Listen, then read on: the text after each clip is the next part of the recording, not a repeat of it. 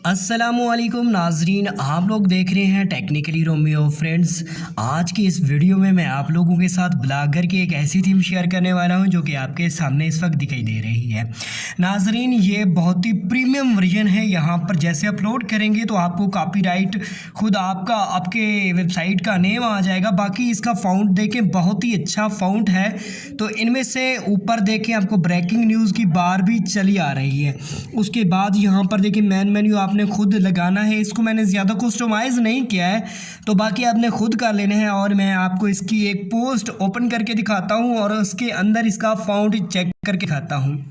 तो इसमें थोड़ी सी गडमड है, यानी कि एक दूसरे के साथ मिले हुए अल्फाज हैं, लेकिन फ़ॉन्ट बहुत प्यारा लगा मुझे, इसलिए मैंने इसको लगा दिया है।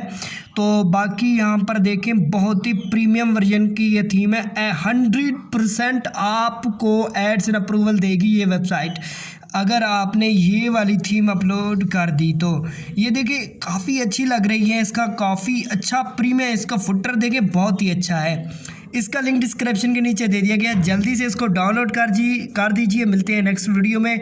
अपना ख्याल रखना। हमारे यूट्यूब चैनल को अगर आप लोगों ने अभी तक सब्सक्राइब नहीं किया तो सब्सक्राइब ज़रूर कर देना।